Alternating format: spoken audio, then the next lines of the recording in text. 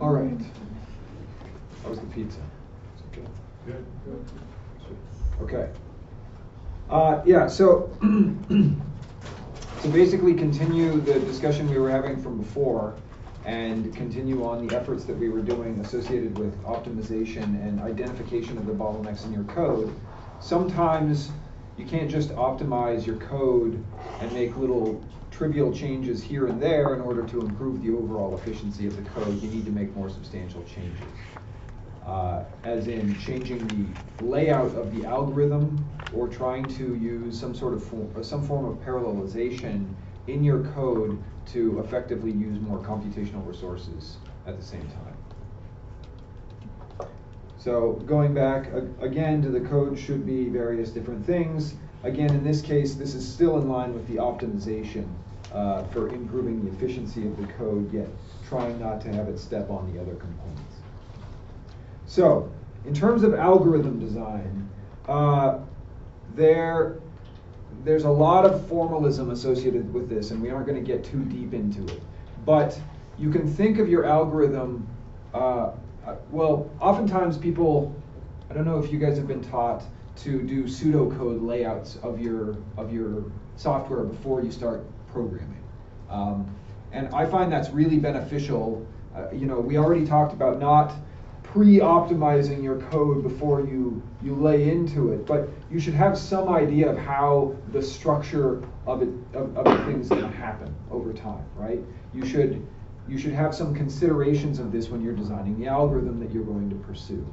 Now, how the formalism goes, there's something which perhaps many of you have heard of, Big O notation. Nod your head if you've heard of Big O.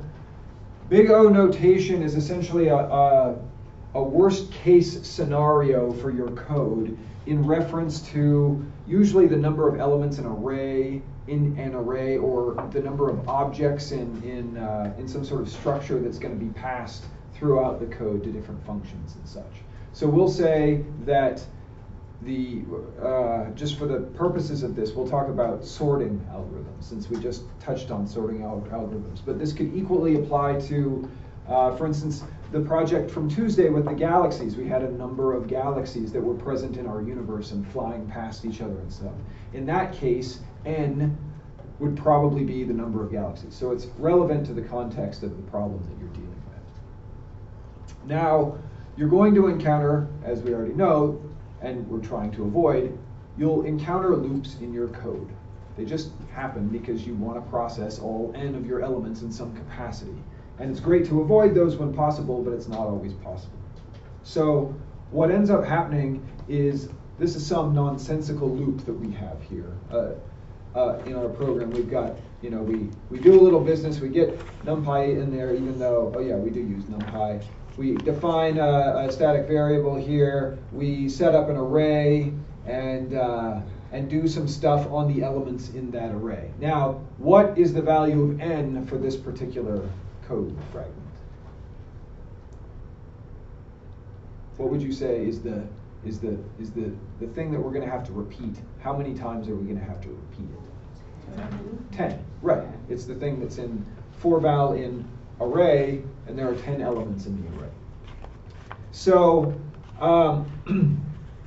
to get kind of a ballpark idea on how much computation this is going to take, we can essentially count up the number of conditionals or operations that are going to occur in this code. I mean, we're not going to go through all of it, but we're going to basically say, before we get to this loop, which is going to change things, we have this operation, we import this module, and then we do this, so 2, and then we set up this array. Let's just say that's 3, because it's pretty optimized. So there are 3 things going on here, and then once we get into the array, we start stepping through. There's one operation that occurs in the loop, and there's a second operation because there's this comparison that occurs, and this one might happen depending on whether or not val is in fact less than a. We don't really know, but again, we're going to assume the worst case scenario.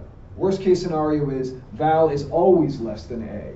So that means there are 3 things going on outside of our loop, and then 3 things that are going to happen for every element in our loop, for every n. And so we can think of this as 3 big O of 3 plus big O of 3 times n. Because there are 3 things going on outside of the loop, and there are 3 things that are happening times n times. Does that make sense?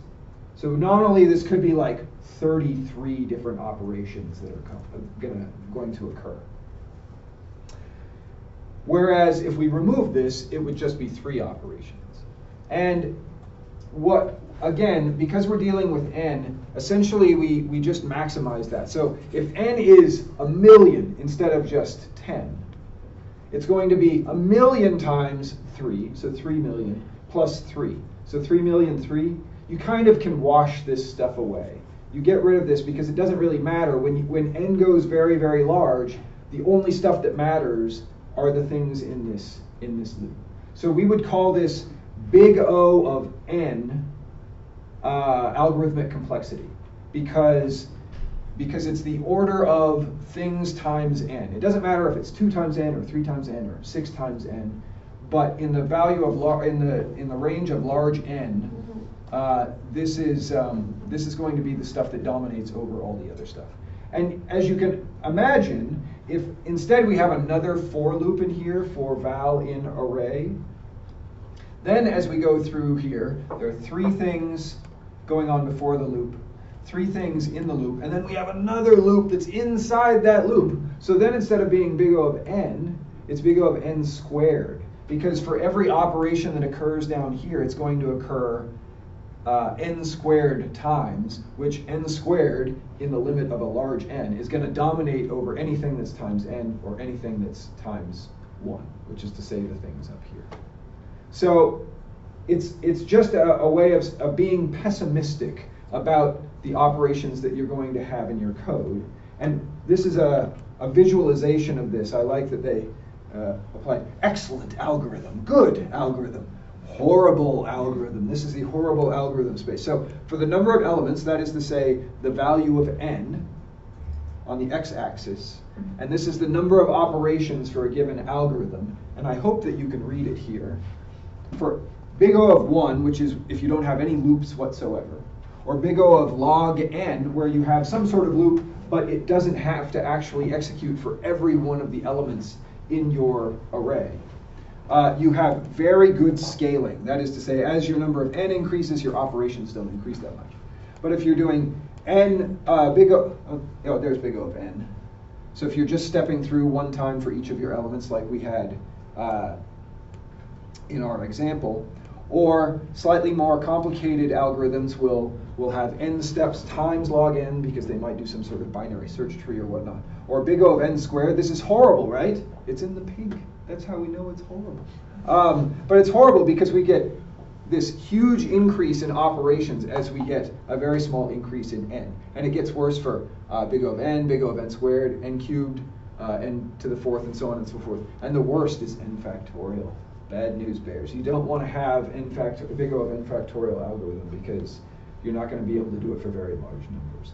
But what this doesn't illustrate is that there can be intersections in the small number of elements. You might find that our algorithm here is actually much more efficient for a value of n equals 3 than a similar algorithm that doesn't have this loop, but it has a ton of stuff up here. It has like 20,000 lines, but 20,000 lines times 1 equals 20,000, whereas if we have 3 elements in our array and it's 3 plus, or 10 elements in our array, 3 plus 3 times 10 is 33. So 33 is much lower than 20,000, so this would be actually faster. But in the range of very large n, this thing loses, and a big O of 1 or big O of log n wins. This is just an example of a tree structure, which you'll find very common because it's very efficient for doing things. In fact, we were talking on Tuesday, the challenge problem, and we talked about today, of having n-body solvers where you have a bunch of gravitational elements that need to interact with each other because they need to convey accelerations to all of the other particles. You can't just operate in a vacuum. You need to know, I need to know if I'm a particle and you guys are all massive particles as well, I need to know what the acceleration is on me from you, and from you, and from you, and from you. So that's effectively in the base level, because I need to know your acceleration and you need to know my acceleration. It's a big O of n squared operation because it has two for loops nested inside of each other for each of the elements that are present, each of the particles that are present, which, as we saw, I don't think big O of n squared, was it in the, oh yeah, see, it's in the horrible region. So we don't like that. However, trees enable us to group distant particles together and effectively, the gravitational acceleration or the gravitational potential of someone, a planet or a star or a galaxy is much more, because of gravity being an inverse square law, it's much more important the things around me as opposed to the things that are way away from me. And so you can effectively make trees, and I'll calculate all the effects of the particles near me, but then I'll treat all of these distant particles as kind of a conglomerate. So I don't need to talk to all of them, I only need to talk to a parent of them. And so that effectively, you can turn these gravitational n-body solvers into n log n, big O of n log n complexity algorithms, because you're able to wash away some of the effects at distance by using some sort of binary tree. And that's one of the exercises you guys are going to do today. So to give you, I don't know why this says random. I got this off of YouTube. I mentioned search trees, or search trees, but also sorting. And you guys addressed sorting earlier in the exercises. There are a number of different sort algorithms that are out there, and each of them has a different complexity and is effective or not effective. So for instance, the one that you guys dealt with today was not very effective. That was an insertion sort, and it's much the way you would sort your cards if you're playing, you get dealt your cards in pinochle or poker or something, and you have to sort them. So usually people don't do complicated algorithms like quicksort or merge sort. They just, I find a card, where does that go? Oh, it goes in there. So it's this kind of insertion sort. It's not particularly efficient, but with 10 cards in your hand, it doesn't really matter. So this is going to be a demonstration of several different sorting algorithms happening simultaneously on the same data set, and show how quickly they each effectively go. So you've got the same data set. You may not be able to read it, but you've got quicksort in the middle. I don't know, what is this? This is selection sort. This is the one that you guys were dealing with before, or maybe you were dealing with insertion sort. Insertion sort's in the upper right. But you can see these are all sorting themselves, and some of them are much more effective than others in terms of their efficiencies. And that's simply due to the nature of this algorithm design, and yeah, some of them are really slow. There's actually one that's called, it's not here, it's called BOGO sort, and the idea is that you have this random distribution of values in your array, and you just give it a random permutation, and you see if it all of a sudden is ordered. So it's meant to be kind of the anti-sorting algorithm because it has like the worst chance of actually sorting, but it's meant for academic purposes to demonstrate. So, okay, I don't know this. Let's just get it. Quicksort is it depends on, some of them have different complexities depending on the original distribution of the items. But in general, the ones that have the most effective, that are usually big O of n log n, are quicksort and merge sort. Yeah, merge sort and quicksort. What's that? Heap sort got finished. Oh, heap sort did all right? Mm-hmm. Nice. Yeah, so it's fun to watch those things. There's another video that does these, and it makes a bunch of really irritating sounds associated with them. So I decided not to get that one, but it has better resolution. So does this make sense? That you'd have different algorithms, would have different complexity that's essentially built into the algorithm. Okay, they're just going to keep going. We're going to keep doing this. But it's interesting to see how they're effective in doing it. The one in the top middle had a cool layout. Anyway. Yeah. Oh yeah, this one's really rocking it, huh? Yeah, bubble sort's going to take a while. So, yeah, so I mean, sorting is an easy thing to demonstrate these kind of concepts with, but if you keep the idea when you're coding, this is part of the reason I said we want to minimize loops and increase vectorizing loops. And I realize I haven't really explained that, and I didn't end up getting that into my my worksheet. But one way that you can vectorize a loop is, let's say you have an array of n elements, and you want to apply a conditional to some of those elements and then process a certain number of them. So for instance, you want to say, I want to only operate on elements of that array that are, I want to take x squared values for each element of the array that meets some sort of criterion. Rather than doing a for loop where you say for blah, blah, blah, if x equals whatever the criterion is, okay, it's just going to keep going. You can apply a mask, which is to say, you apply the conditional to the entire array a priori, and that gives you the actual indices of the array that will allow, that match the criterion, but it remains in an array form. And then you can pass it either through a map call in the same way that we discussed earlier this week, or a variety of different ways. You can leave it as a vector, which is to say as a one-dimensional array, and process it that way. And you never have to enter into these loop structures, which result in this business. Sometimes good, sometimes not so good. Is it going to keep going? Well, we don't need direction. Okay, so once we get past algorithm design, which, as Adam said, is appropriate for a variety of different things, not simply astronomy and physics, we can also enhance the rate at which we code and have our code executed by using more than one processor at a time. Now, obviously this can be employed on pretty much any software language that's out there, but we're talking about Python, and Python has some benefits and some disadvantages.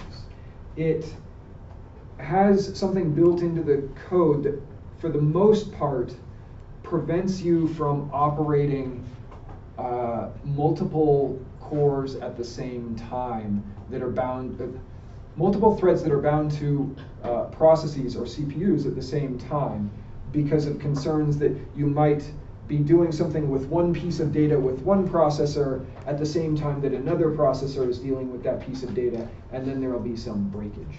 Usually this is dealt with in other languages with semaphores, but that's not really what's done in Python. So one way that you can, and this is just an illustration of that whole process.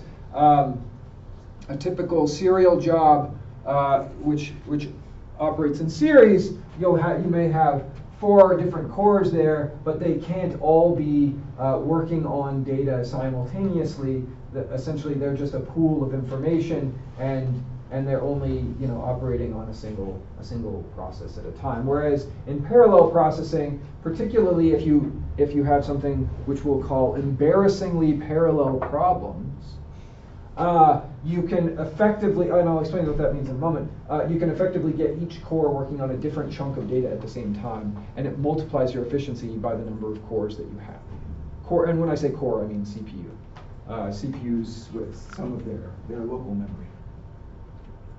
So, there are a number of ways that you can do this.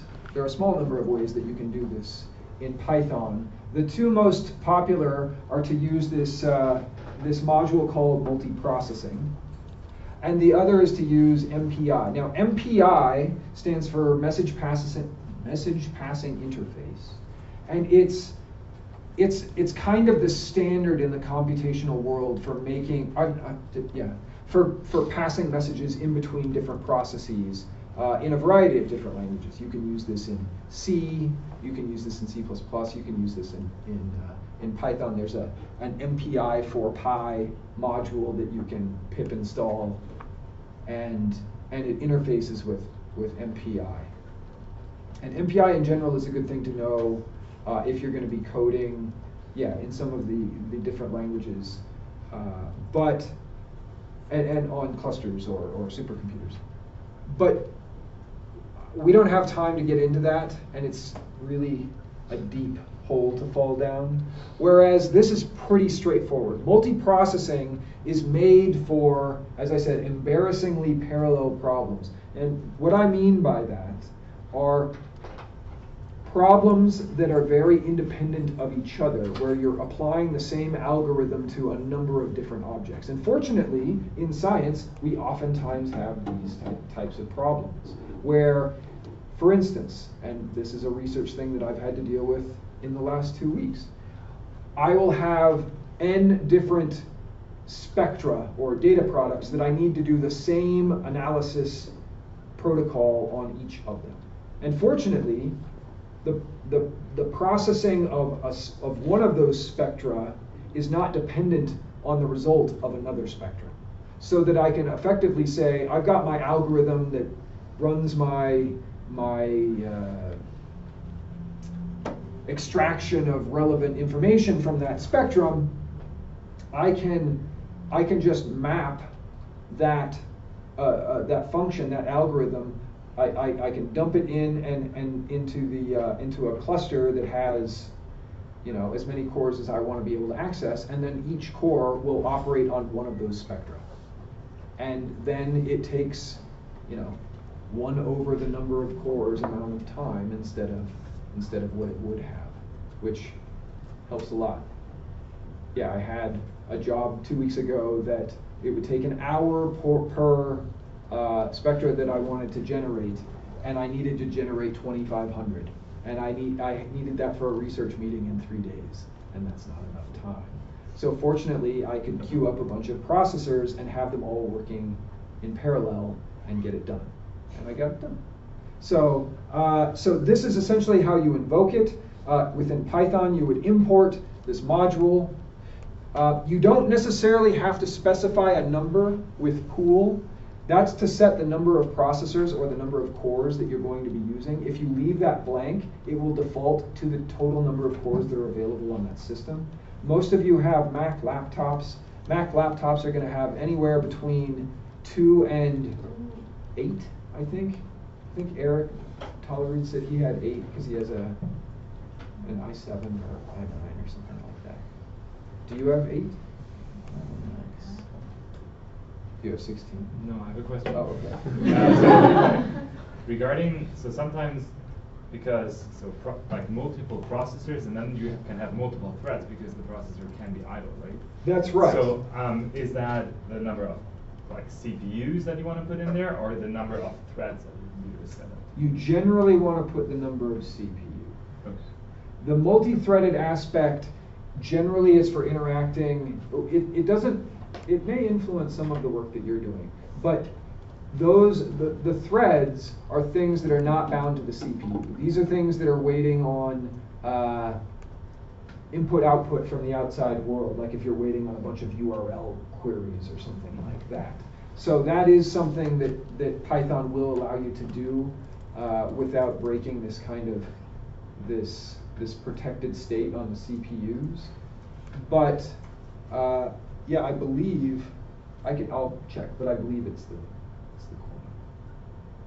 And so anyway, so in the same way that yesterday when you were dealing with MapReduce with Yestra, you would apply this pool.map, p.map, and you would give it a function which is effectively whatever process or whatever algorithm you want to apply to each of these objects in your list of objects, and then boom, then you're ready to rock.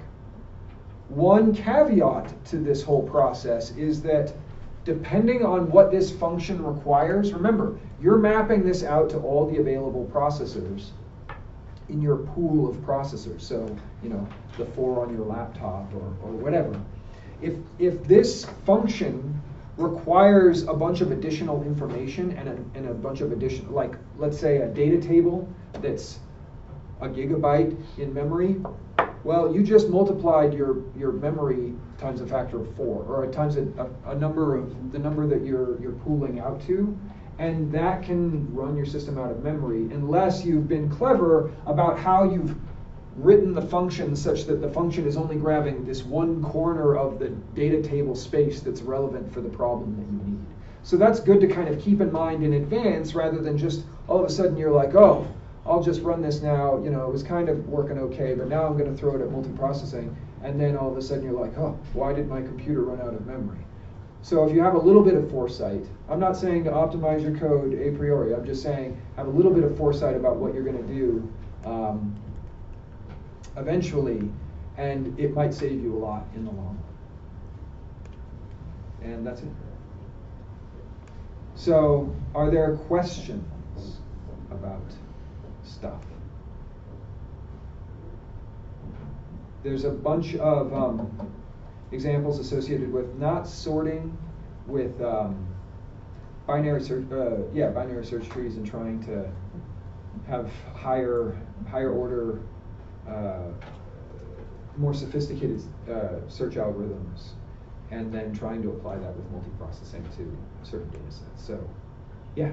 Is that the only package to parallelize, or? So, as I said, there's MPI for Pi and MPI, which is more general, and is because this really only does work well with a certain subset of multiple like parallel problems, whereas MPI is going to work on a variety of different problems and contexts, because you're actually passing messages from this core to this core, and so you can do all of these things simultaneously, and so that's why you can get away with it for things that aren't embarrassingly parallel, where if the thing that's going on this core is dependent on something that's going on here and vice versa, they can pass the relevant information back and forth between each other, but it's considerably more complicated and not something that's easily explained in, 20 minutes or whatever.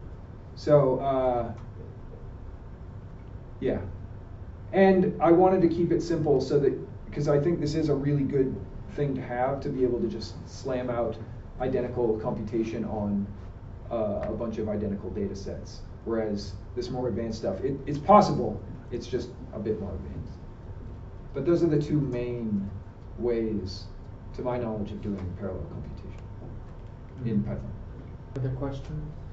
So when we are using parallelized like Python, usually we use it on clusters, right?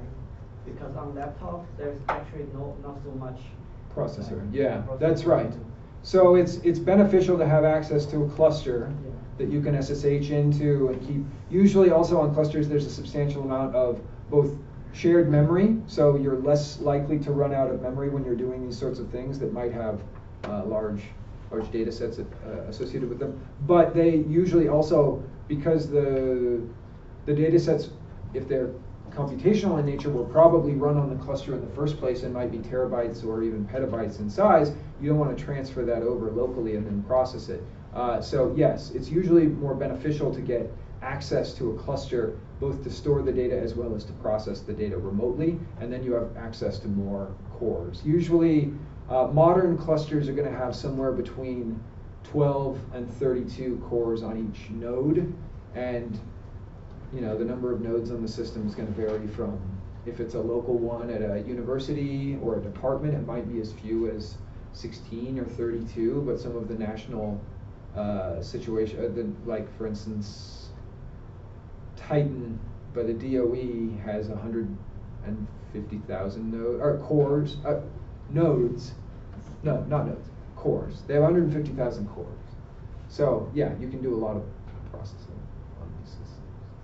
So when using clusters, there are multiple ways, and one is like design the parallelized code. Another way is using some like MPI or maybe map reduce, Hadoop, this kind of thing. Yes. So what's the best practical way to like develop a code? To develop a code, it's going to depend very, very specifically on the nature of the problem that you're trying to address. I mean, a computational problem where you're trying to, as I was talking about, do an n-body integrator or hydrodynamics code or something like that is going to be very different than processing an observational data set or a number of observational data sets, just because, yeah, generally when you're doing more analysis after the fact, there needs to be less communication between the different processors, whereas it depends on the problem. It really depends on the problem. But there are, oftentimes the supercomputing centers have week-long intensive tutorials on MPI or CUDA, which is the language with which you interact with GPUs, which are usually associated with the video cards on your computers, which have a number of different cores. They usually have, 1,000 different cores or something like that, but they have very little memory per core. So it enables you to attack problems in a different way and different kinds of problems. But to my knowledge, there's no Python ability to employ CUDA or to act on GPUs. Is there? There's PyCUDA? Oh, okay. Well, shows you how much I know, I guess. I've never used PyCUDA. So, anyway. Okay, let's thank Cameron one more time. Got the screen grab. Yes. And then there's a new notebook in the repository. If you haven't pulled it yet, you can pull it now. And we have an hour to work on the multiprocessing problems.